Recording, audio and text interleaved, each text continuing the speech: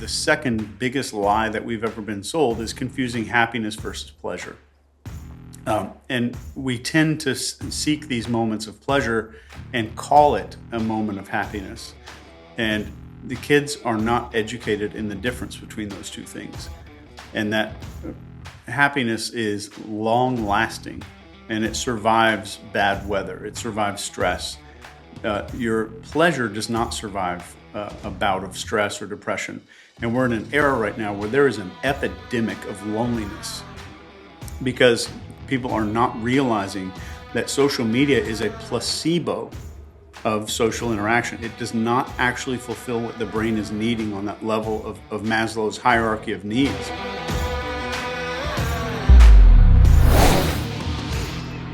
So I can't thank you enough for doing this, number one. And I'm not trying to make you feel better, but I have been more excited about doing this podcast than any podcast I've done. And I've done 150 of them, which isn't a lot, but it's a lot for me.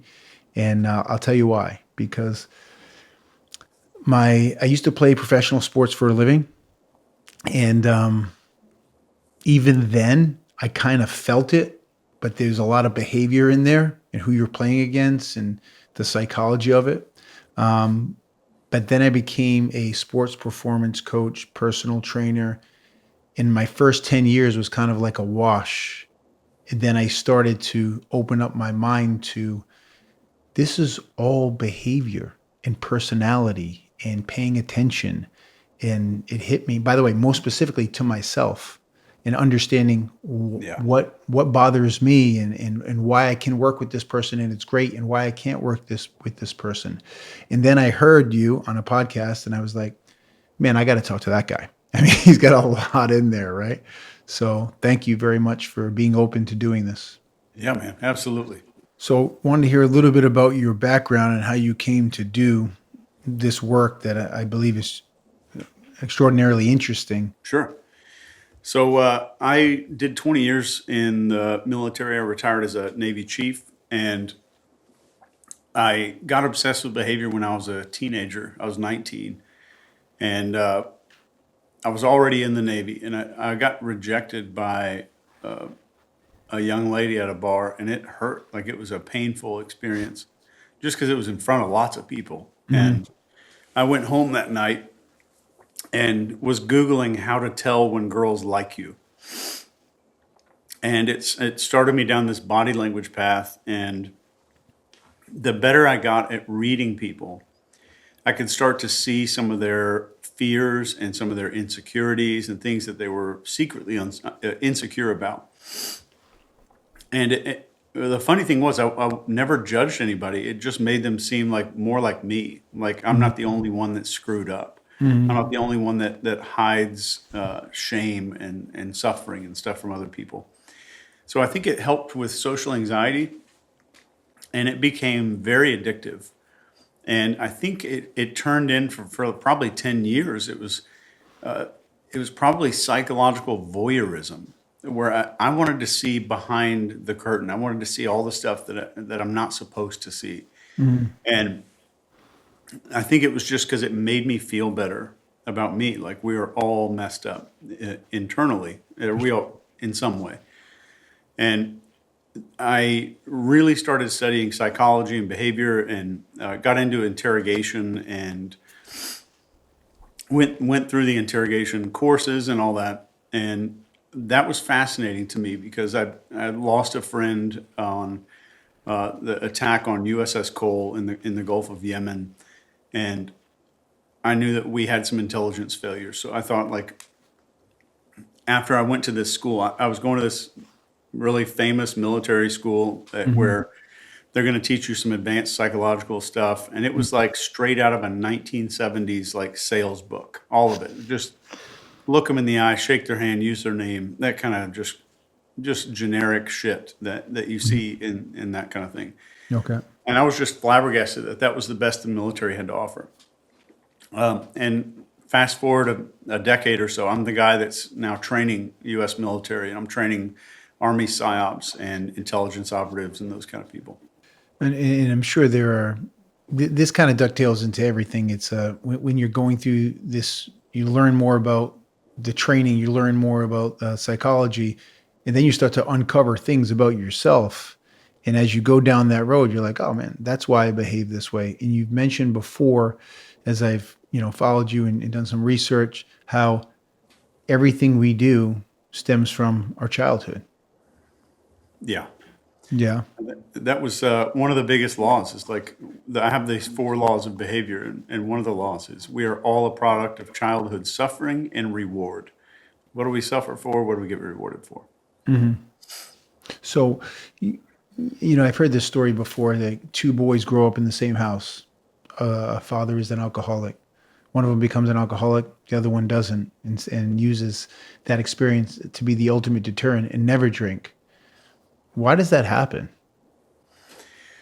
Well, I've got a 2-year-old here at home, and it's funny that they get born with a personality.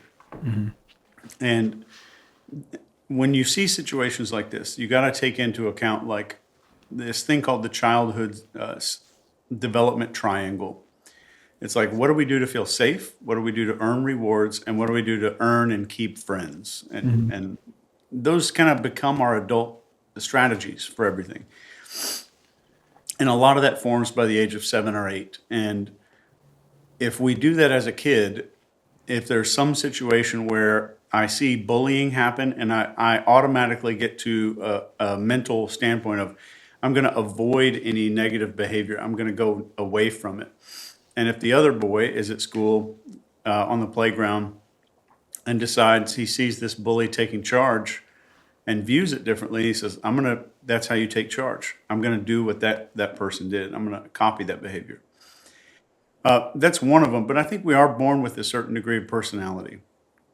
Like, if you've got kids, then they come out and like by the time they're like 6 weeks old, you're like, wow, they are different than the other two. They're different than I expected them to be. Yeah. I have a 3-year-old and I see personality. It's interesting how that works. All, both my wife and I, all the great stuff, that's got to be because of dad. And all the bad stuff, it's got to be because of the, my wife, which is actually probably the exact opposite, meaning like he's smart, takes after her. When he loses his cool, that's probably me. And it's interesting how he is so specific in everything that he does. Meaning, like he'll say, "Dad, you're going to do this. Mom, you're going to do this." He goes, "Okay," which means he's trying to convince us of it in that moment and give us the direction. And he's 3, and I'm thinking Wow. he's already trying to be persuasive at 3.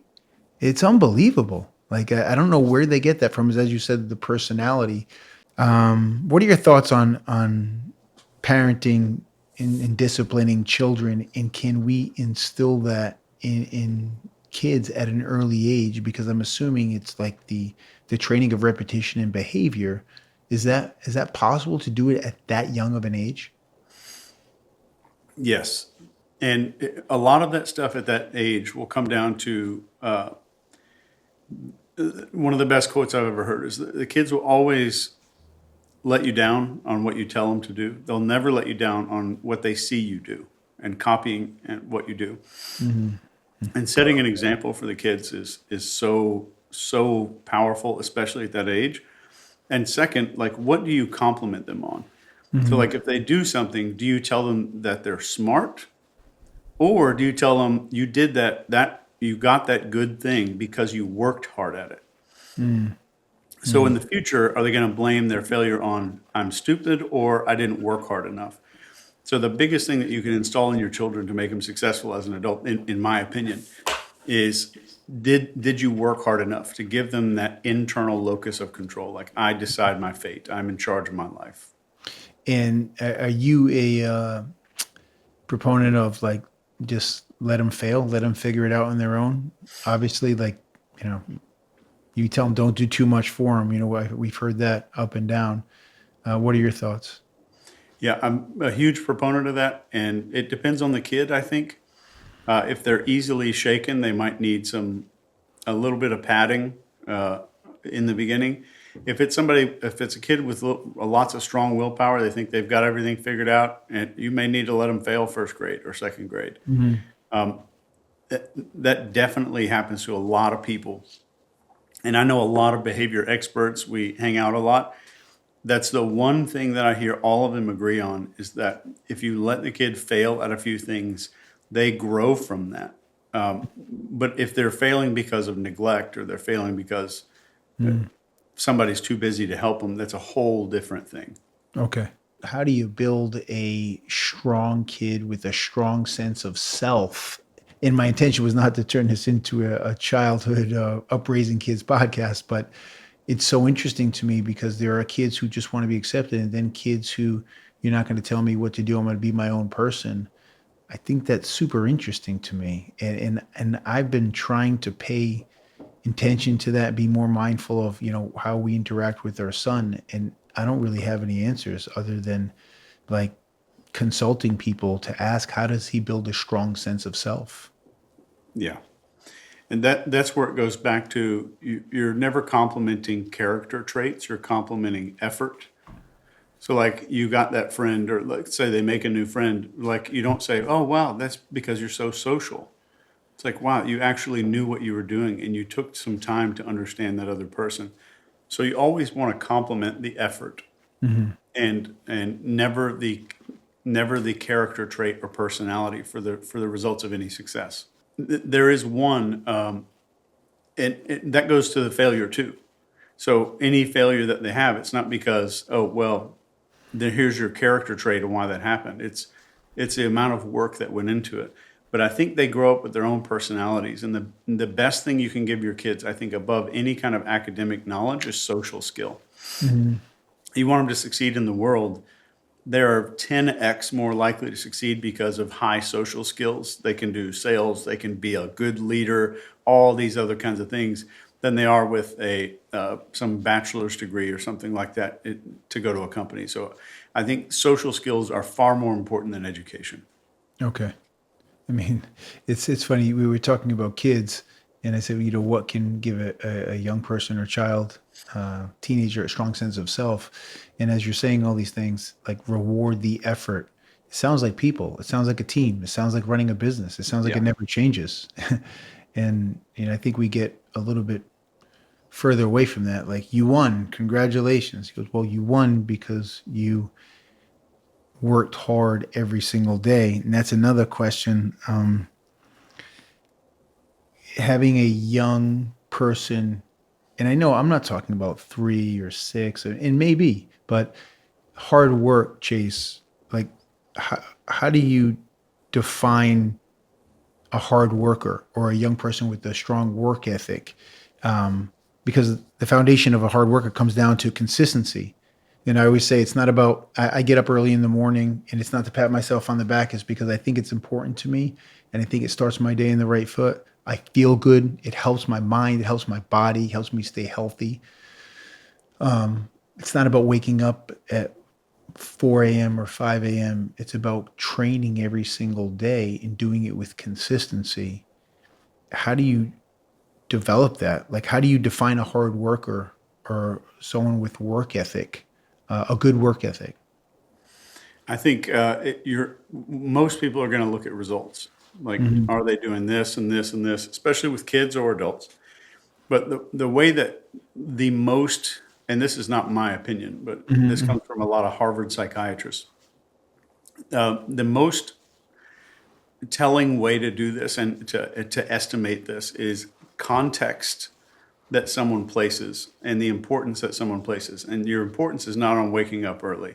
So if I want to teach my kid to wake up early, I could A, knock on their door every day and punish them when they're not getting up on time, or B, make them think that that's the most important thing to their success, their happiness, their livelihood, their future, their friends, all those things. It's the importance we place on the outcome. And so waking up early is a symptom. And the results you get from working out every day consistently, that's the cause. So a lot of people really focus on these symptoms. I need the kid to get up on time. They say I have to set an alarm clock, but the cause of getting up should be the level of importance we place on it, which is the cause, not a symptom. And our Western medicine is focused on symptoms instead of causes. We have people that go on Instagram. What are the symptoms of rich people? I'm going to go out and bust my ass every day to get a loan so I can go buy a Porsche and a Rolex. I'm going to get the symptoms of wealth. So we have a society right now that is just cause blind and just narrowly laser focused on these symptoms. And it's super weird that we've gotten to that place. So we always want to set goals and we want to do things to where we're looking at cause, not symptom. To where, what are the symptoms that I want this year? Instead of goals, what if I've laid out all of my symptoms and then what is the one cause that's going to make all these symptoms a byproduct? So we really want to focus on byproduct. And the byproduct of waking up early is the cause of thinking it's important. I mean, you opened up a giant can of worms, obviously, but the social media thing, I realize I'm 49 years old. How old are you? 45. 45.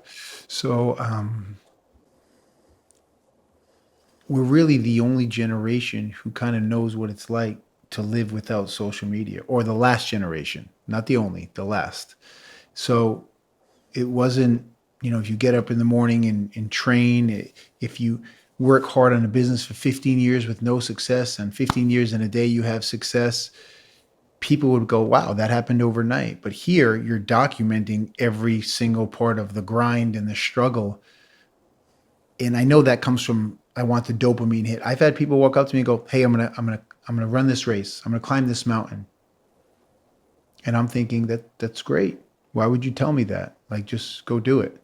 But I know they get a dopamine hit from it. But if you had a magic wand, and I know the easy answer is get rid of social media, well, how could you unbake this apple? How could you fix this? Because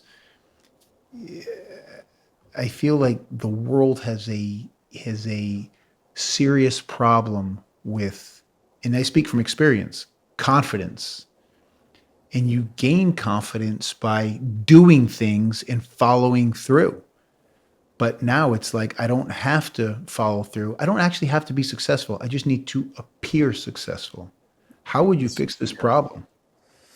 Well, teaching people symptom versus cause, I think, is the biggest one. And that's a massive thing that I think there's been a deliberate campaign to confuse symptoms versus causes. It's the exact same thing as the second biggest lie that we've ever been sold is confusing happiness versus pleasure.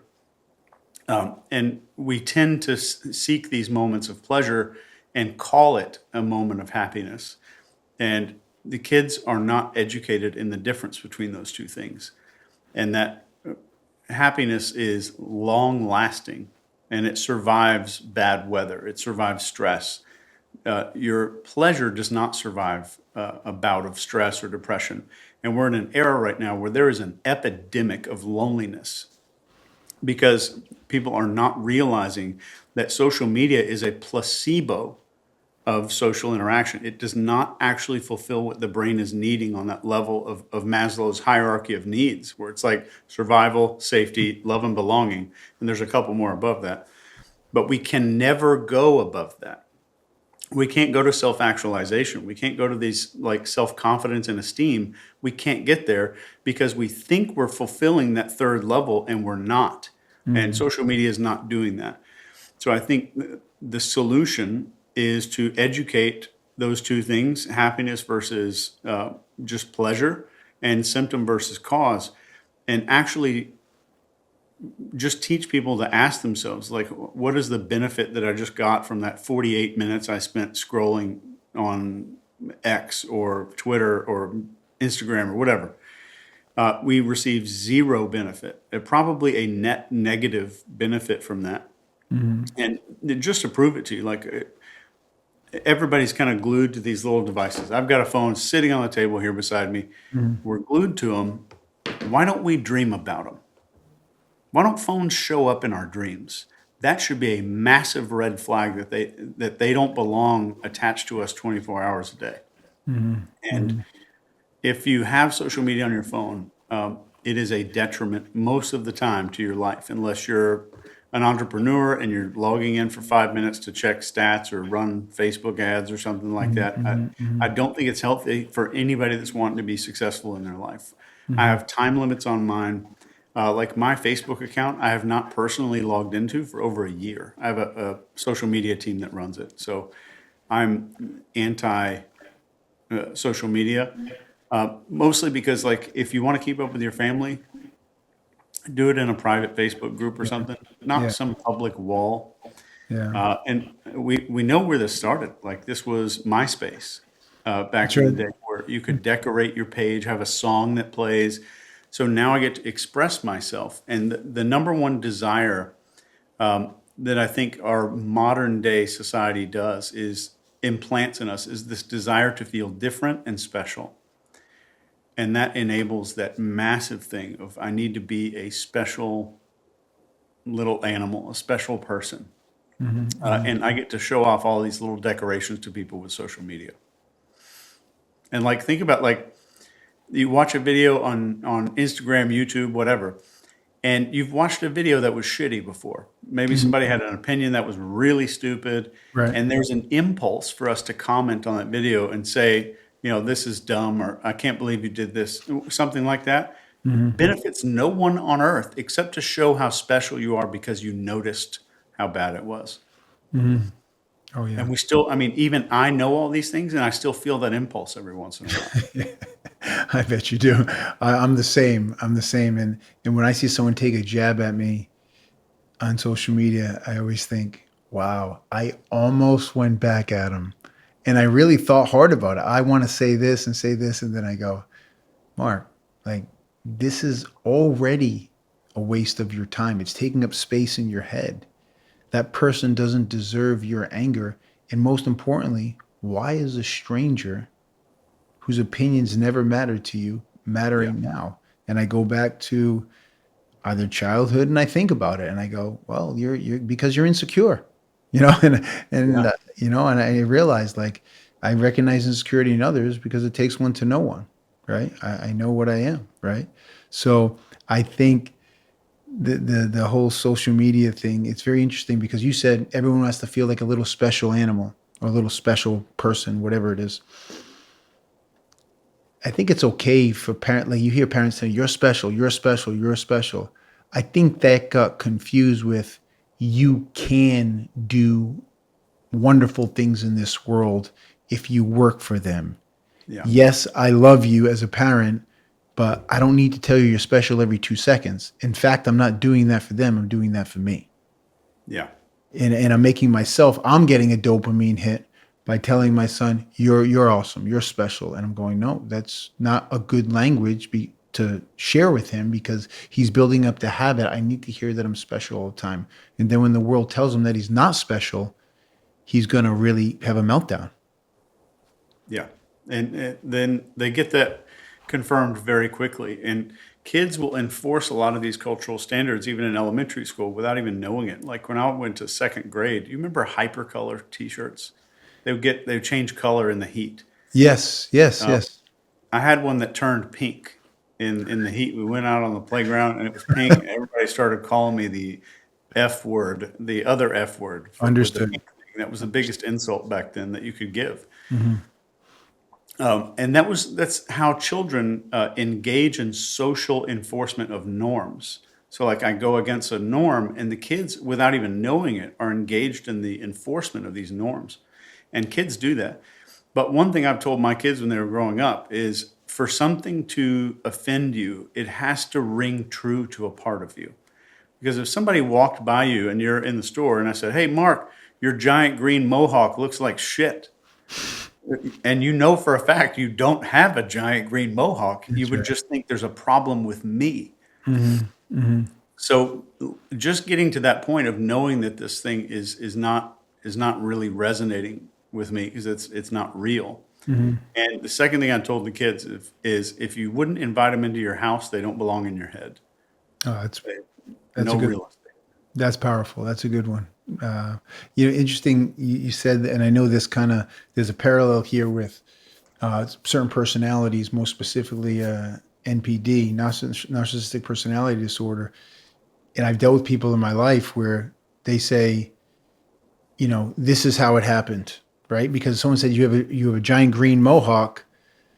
Well, it's a bit of gaslighting. Like you're telling me something's happening and it's not happening. And then at some point, if I'm compromised emotionally or in my headspace, I might start going, wait a minute, do I have a giant green mohawk? And like narcissistic personality disorder, I was dealing with a person where they would say, you're not remembering things properly. This is how it happened. And I was thinking, "Well, I'm only discussing facts. Like I was present. I know how it happened. Now this person's trying to talk me out of it. And it's not like, there are three sides to a story, their side, my side, and the side that really happened. I'm just remembering facts. But people will attempt to do that. And if you don't have a strong sense of self, you're going to be compromised. And I realized for a large part of my life, I was compromised. And then it hit me, as I mentioned before, the last few years. Oh my God, like that's exactly what was happening. And I wasn't aware of it. I wasn't paying attention. Like I wasn't present for those moments. I was just like, yeah, you're probably right. I'm not good at this. And I did a bad job and I'm terrible. And it's interesting how it finally clicked. And I'm wondering if this is making sense, Chase. Why did that finally click? It probably happened. Somebody finally did it, and it was just very overt. It's kind of like as a society, what happened during the pandemic, and everybody just started like opening their eyes, like, oh crap, this is not real. Like this is like a complete psychological operation going on here. And I think a lot of people woke up that were very much conformist, go with the flow, trust the government, like people that probably trusted the food pyramid, like that. Oh And yeah. they woke up. People like ate off the food pyramid, woke up because it was so overt.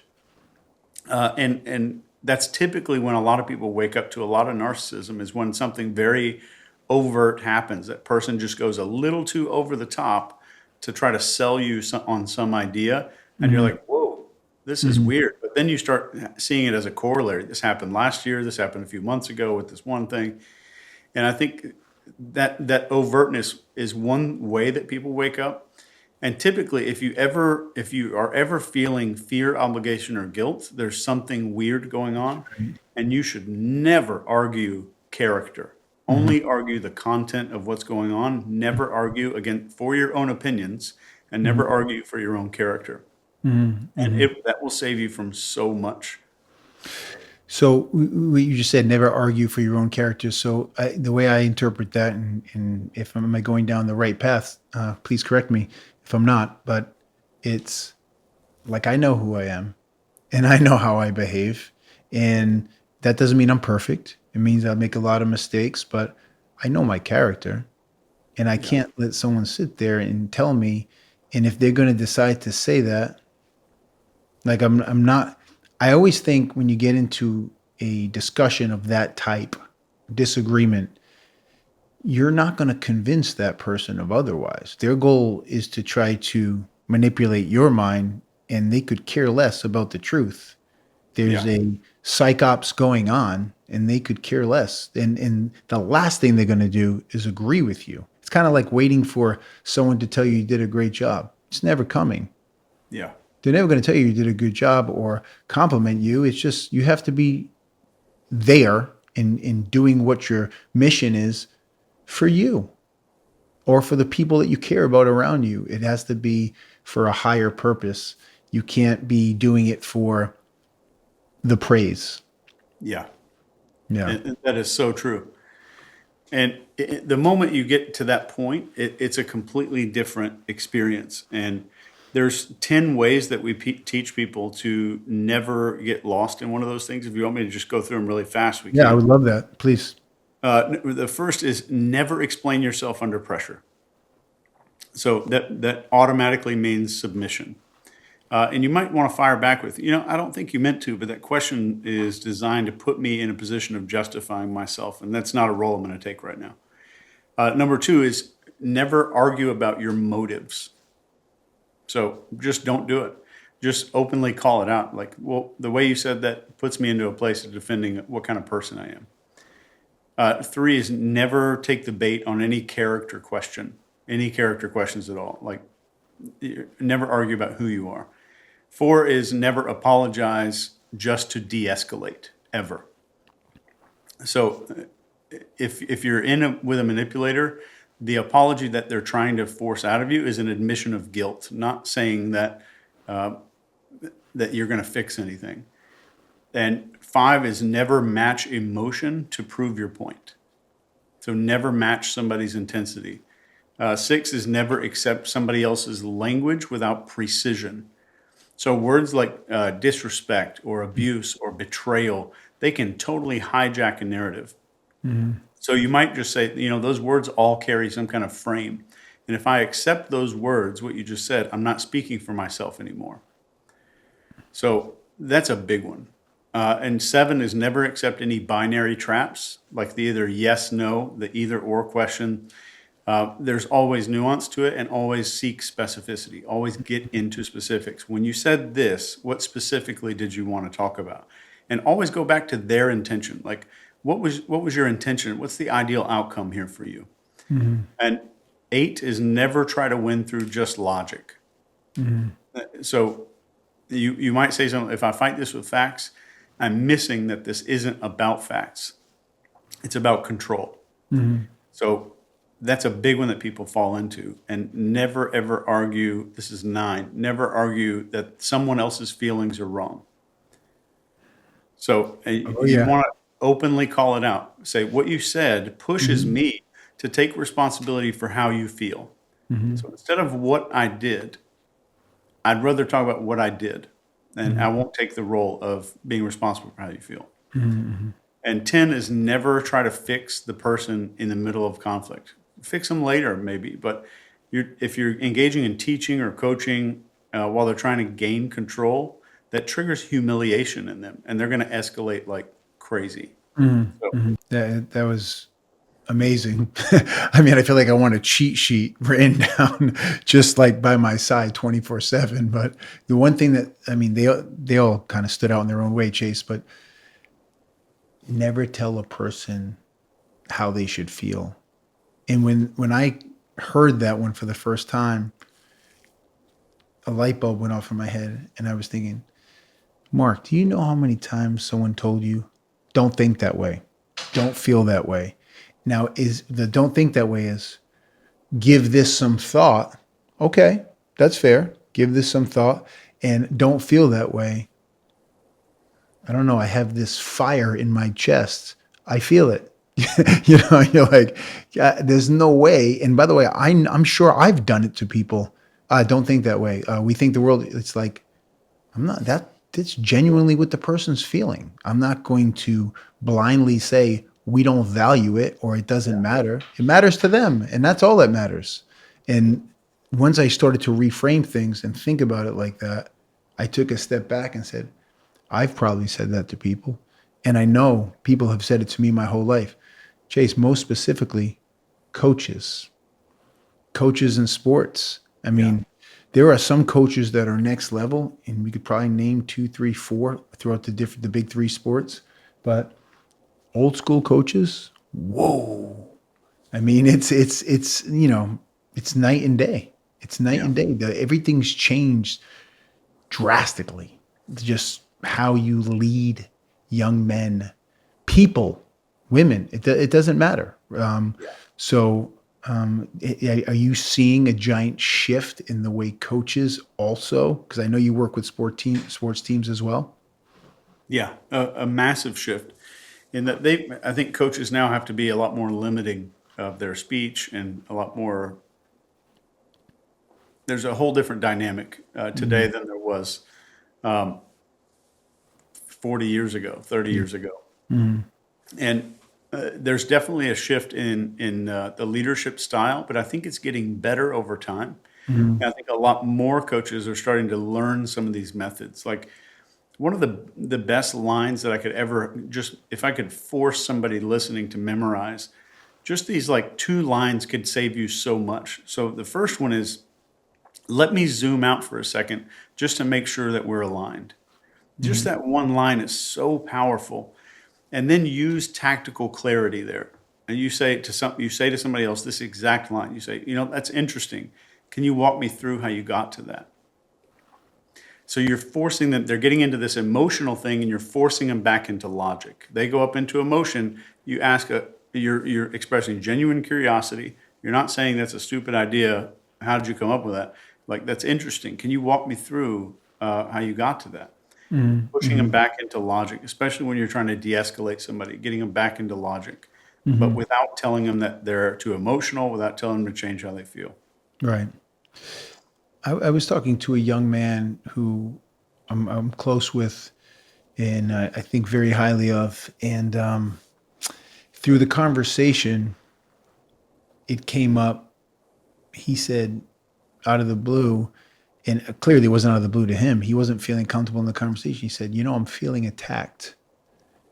And when he said that, I've never heard that word in conversation, in that type of conversation. It wasn't, I don't know how to say this, but it wasn't that kind of conversation. It wasn't argumentative. It wasn't saying he's bad.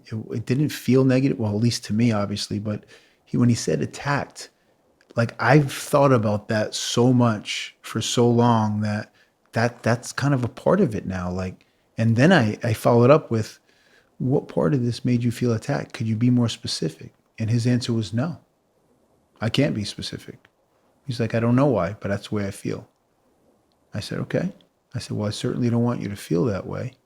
And I was kind of at a loss. It didn't really go anywhere because he couldn't add any color to it. He couldn't be specific.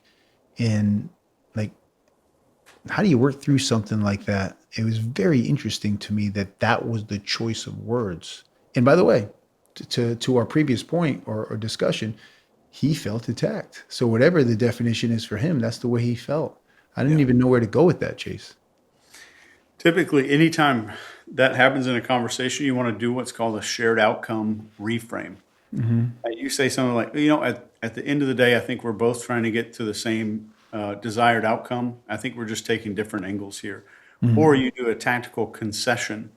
And you might say, well, since you can't explain this, and I don't fully understand it, I'm not sure that it changes what needs to happen next.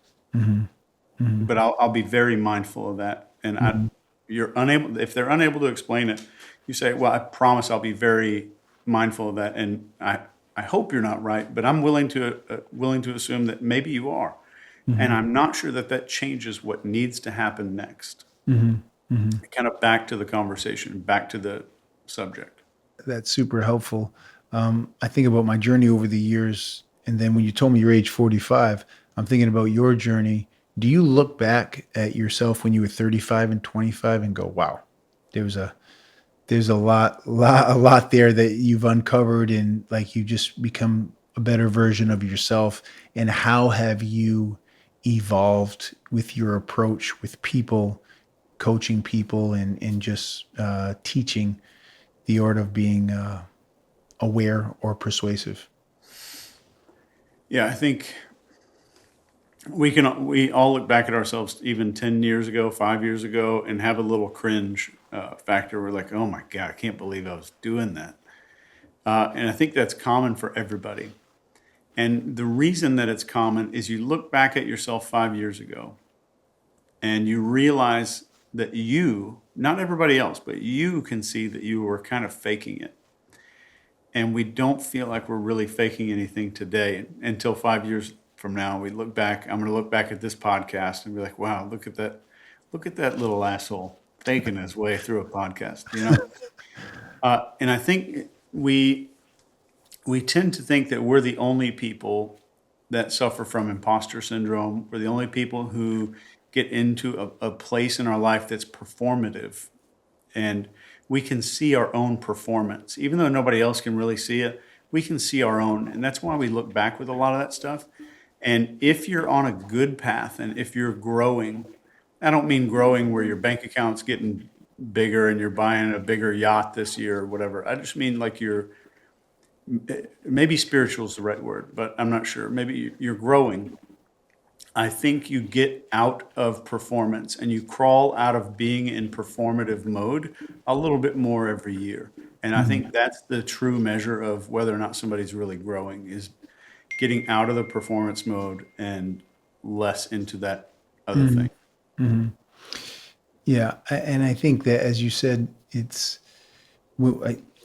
at times when someone's younger. I know when I was younger, I would have done whatever it takes. It doesn't matter. Like, and I still have this. I just believe in my heart I have a better approach and a better understanding of how to be more effective without, you know, I'm going to give up sleep. I'm going to do whatever it takes. I'm going to have this conversation. I need to go to this place. I need to do this. I need to do that. It's like those things really don't move the needle. What really moves the needle is really it's tight. Like they use the analogy, it's not trying to do 50 things with like a machine gun. It's really like a sniper rifle where you take one shot. This thing actually matters.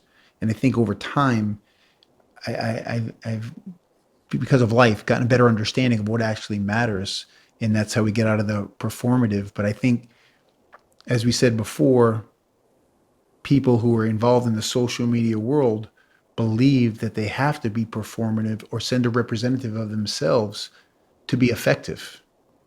It's so true. I love the way you worded it, like a representative. And I think the ultimate goal for everybody, whether you're a Buddhist or a Christian or whatever, is to be able to almost get close to being able to think like a dog does, where you're just right here, and your priorities in life are super clear.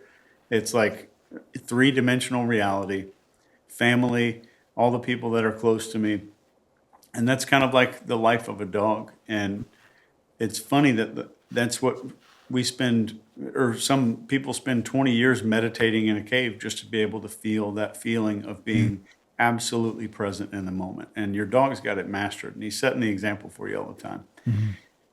There's a great image of this, why dogs are happier than people.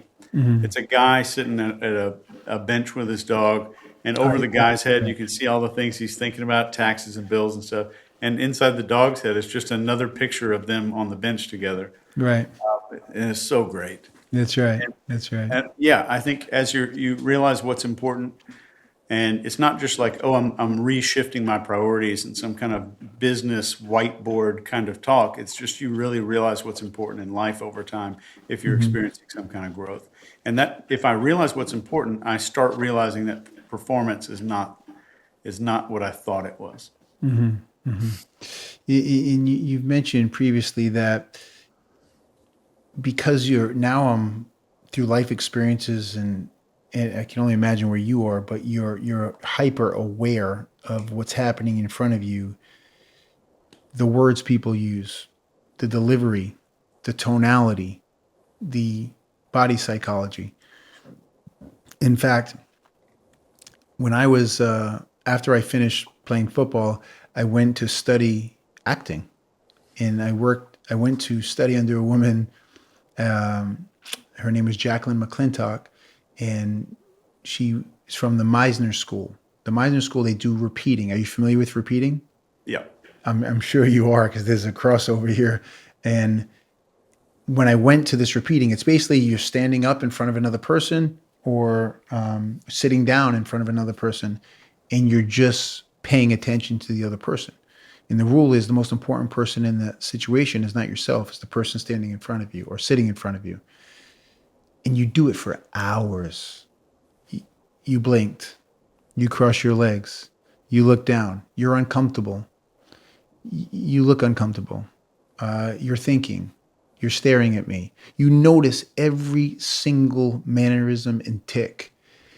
But what I realize is that because I did it for 2 years, you can't turn it off. And because I'm aware of it now, if I'm listening to a significant, my wife or family member or people who I work with, I'm staring at them and I know how they're behaving, and you can't hide it. It's like there's a giant ticker of like what they're doing. I think it's hard to be present, as you said, Chase, kind of knowing what I know now.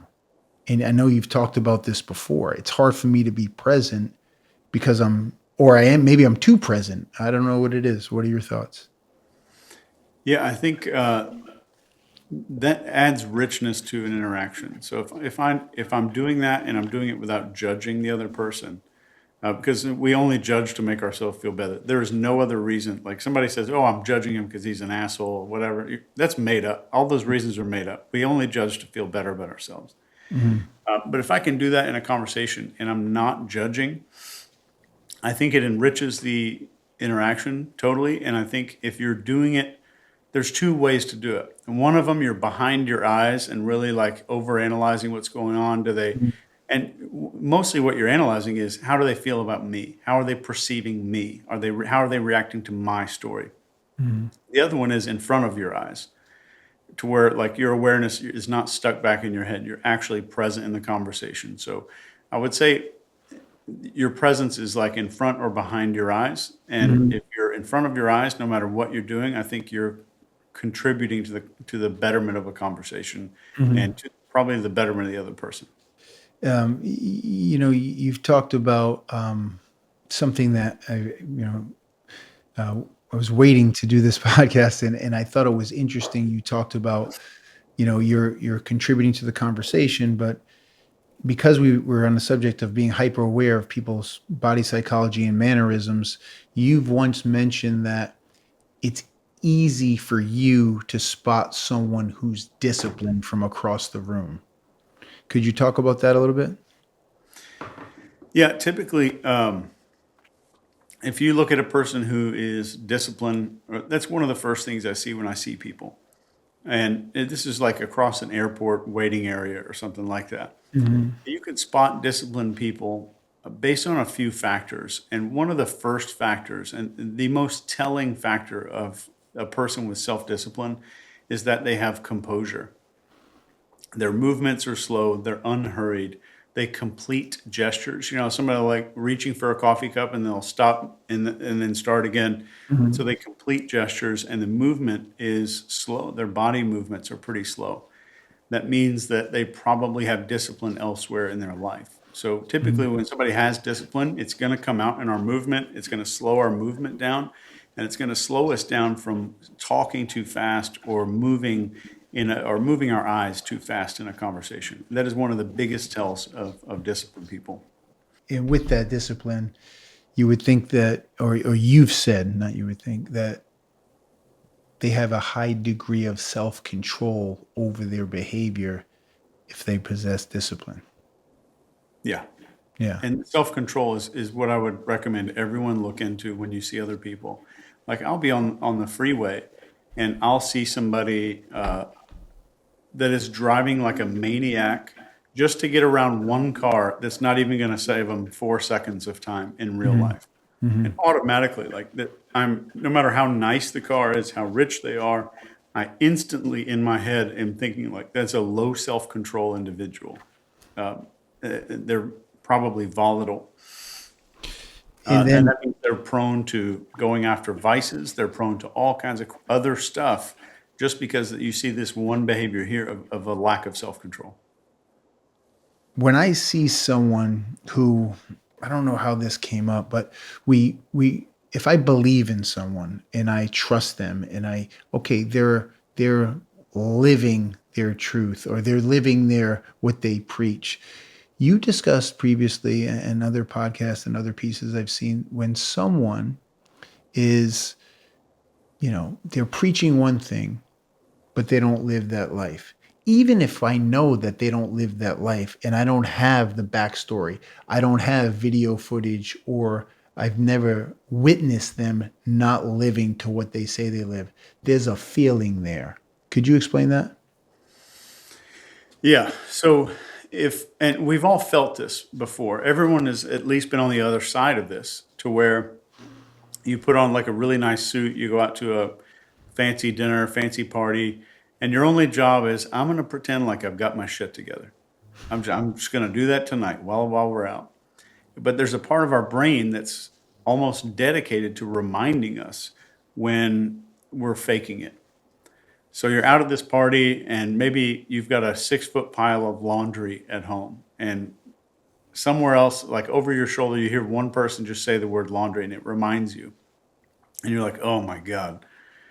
And it's a big slap in the face that I'm being incongruent is the word we use for that. But when our bodies, over time, we have evolved over 200,000 years, our brains have not changed one bit. It's the same brain from 200,000 years ago.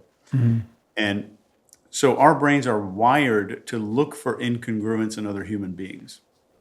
It's not going to send us a text message and say their blink rate went up, their shoulders rose, they blocked their pelvis, all these other things that might happen. But everyone's been on the other side of that, where you're talking to somebody and they're put together, they got a fresh haircut, they look confident, they're making eye contact, everything looks good. But after that conversation, something feels off. You can't explain it, you can't put your finger on it, it's just something felt off. And that's where we get these things that we tend to call gut feelings. And our brain is wired to scan for incongruence in human behavior. So when what somebody's doing and saying and their real life don't really line up, we kind of produce gut feelings in lots of people, not everybody, which is why we have like highly intelligent CEOs out there joining a cult and doing just weird stuff. But we have that gut feeling indicator. So my message to everybody that I work with is the first thing we're gonna understand is that you are in the business of making gut feelings in other people. So how do I manufacture the best gut feeling possible? And step one is sincerely asking, does my off-camera life, when I'm off the podcast, when I'm not doing this thing, when I'm not at this business meeting, am I the same person? And if it's not, there might be an issue. There might be something going on where we're creating those gut feelings in other people. That's interesting. I can't tell you how many times I've walked away from conversations.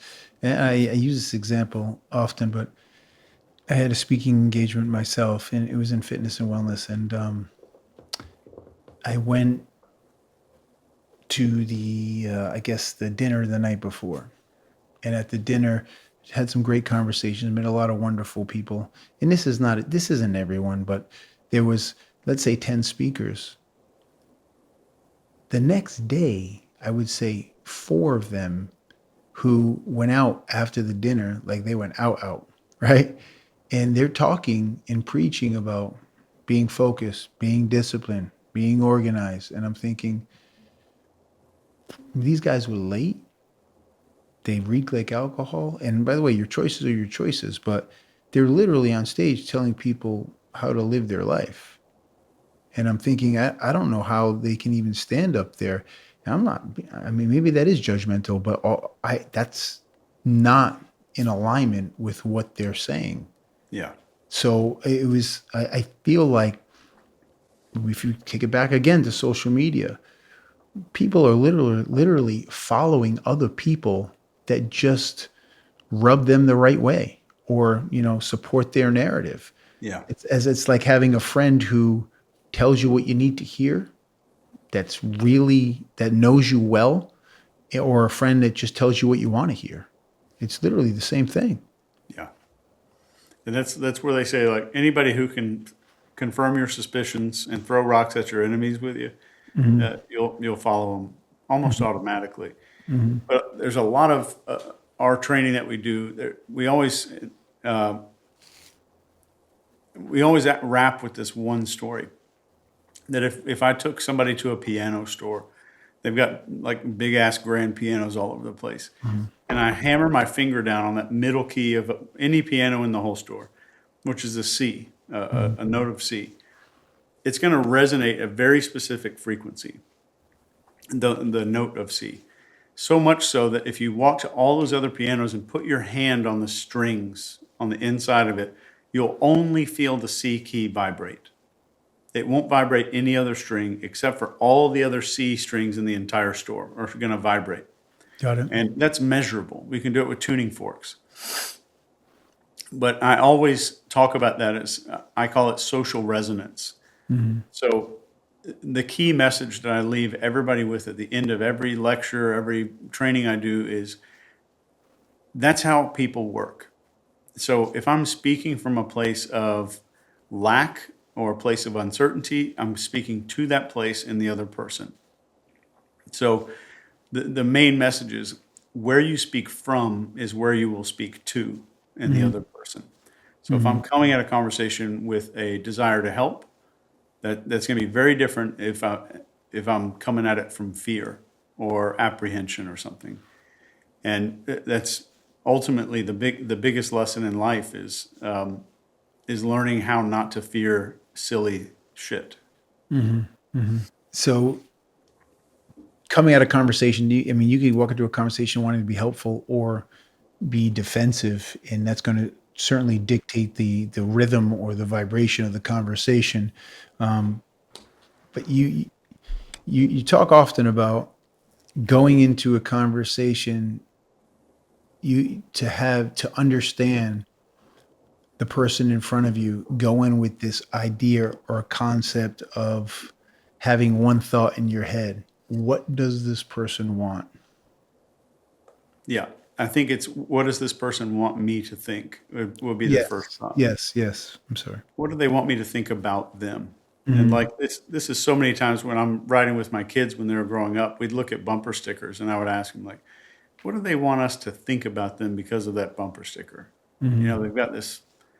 I My kid's an honor student. I go on hikes. I did this marathon. Like, what do they want me to think about them? mhm, mhm, And that's like if anybody's, you don't have to be a behavior profiler, but just having that question in your head is going to very openly, like, oh, this guy wants me to think he's a tough guy. He wants me to think he's a badass. He wants me to think nobody can mess with him because he's real.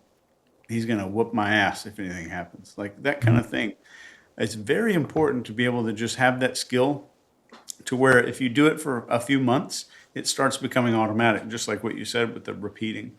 mhm, And that is a great automatic skill to have is what does this person want me to think about them or want mhm, others to think about them? And that really, and if you can do that without judgment, you are in the 1% at that point. mhm.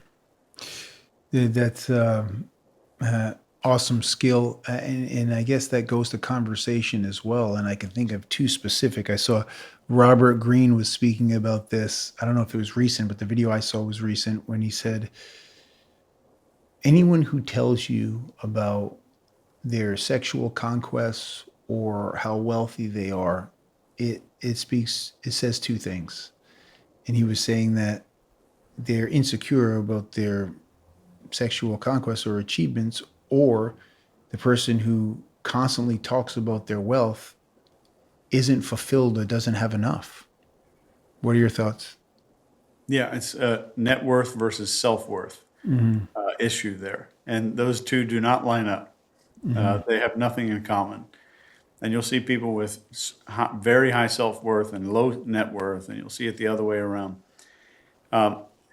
I think a lot of it is self worth. A lot of what and it doesn't mean the person's bad if their self worth is low. It doesn't mean they're bad or narcissistic or evil or anything. It just means they're a human. We're all messed up. mhm. But a That's lot of times when you see someone going over the top, it's not because they're an alpha. It's because they're a chihuahua. They're barking because they're afraid of being attacked. mhm, So we always need to see reasons behind the behavior. So if somebody is bragging about their wealth, and then we say, "Oh, it's because they don't have enough." It's let's go back. What happened when they were 8? mhm, mhm, They didn't have enough appreciation. They didn't develop their self worth or their self worth when they were 8. Their parents what did they get praised for? Their parents praised them for external things, mhm, external circumstances. You got this award. You earned that trophy. You did this one thing, and you have something to show for your achievement. So that's a lot of what we're seeing. And if you could just kind of see a little 8-year-old and everybody that you talk to, like what shaped this kid? And I will say, I say this a lot, but I don't think there's any such thing as an adult.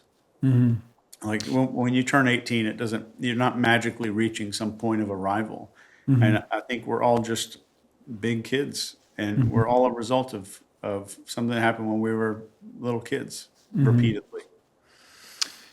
Yeah, I think that the majority of, I mean, include myself once again, like that work that's been done the last 10 years is to me to understand more about myself. because for the majority of my life, I've done so much work to avoid it. And then when I started to realize, all right, you got to address this stuff because you're going to be a better father, husband, better to the people around you. Because, as you said before, I don't like that guy because he's an asshole. Well, that may be that's here and there, neither here nor there. There's other reasons why it affects you the way it affects you. And I always Exactly. use this. I say, it bothered me that it bothered me. So I had to figure out why the heck is this affecting me this way because it did. It really Yeah. affected me. Um, I know we're wrapping up, but let me give you please, one line that I got from my grandfather please. that I will say to myself internally all the time now. But I was 9 years old the first time I heard him say this. Some guy's acting like a douche in traffic or something, and he looks over and he says, "There's something about that guy I don't like about me,"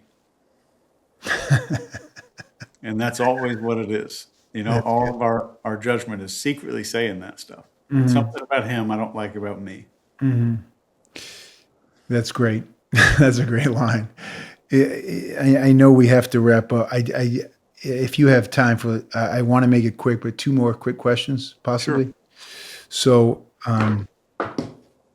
you talked about the person, how you were helping a friend, and the person was engaging with another person, in the person you thought was you were helping him try to determine if the person was lying.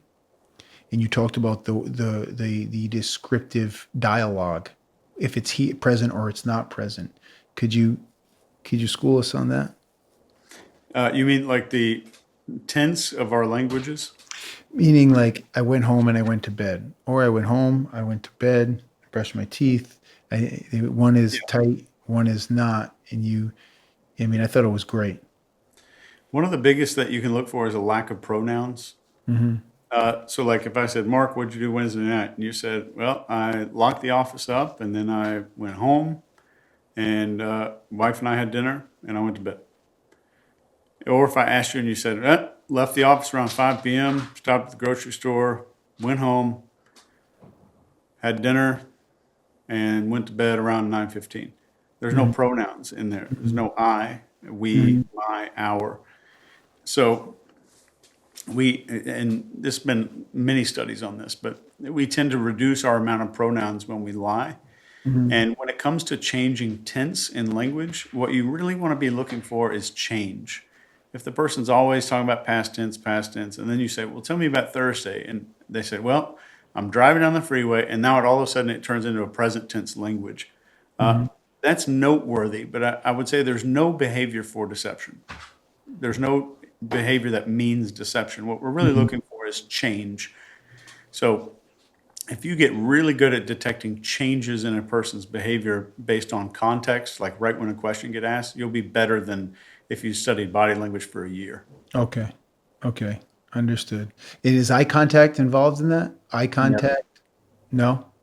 In fact, the myth that people break eye contact when we lie has made people make more eye contact during deception sometimes. That makes So sense. That makes I sense. don't think eye contact is a reliable indicator. I feel that eye contact goes away if the person feels shame in their behavior. It could, Hmm. but they could also be a hundred other reasons, like context, how they were raised in their culture.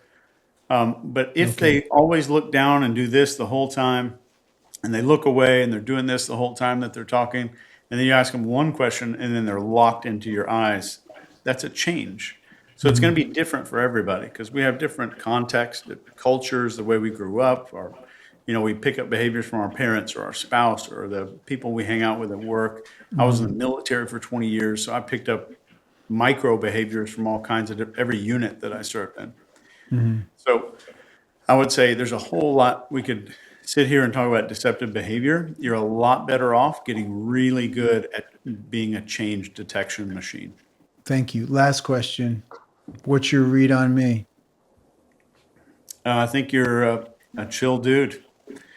And I think that you tend to use the word discipline when you're talking about your own habits. This is true. Very true. Very accurate. I guess maybe because I aspired to be as disciplined as possible, and I know that that's benefited me in life. Yeah. And typically, when you see a big dude, and you're what, 6'4", I'm like 6'2". 6'2", Yeah. you see a big dude who's also jacked. When you see people that are soft spoken, they've tended to develop that to make people more comfortable around them, so that other people don't feel threatened. 100%. That is so true. That is so true. I don't know. I was going to ask you, that might be difficult to do through a camera. It's much easier to do in person, but you still did it through a camera. So I'm impressed. Really impressed. Thanks, Chase, can man. you please tell our listeners to where they can find you and a little bit about your school?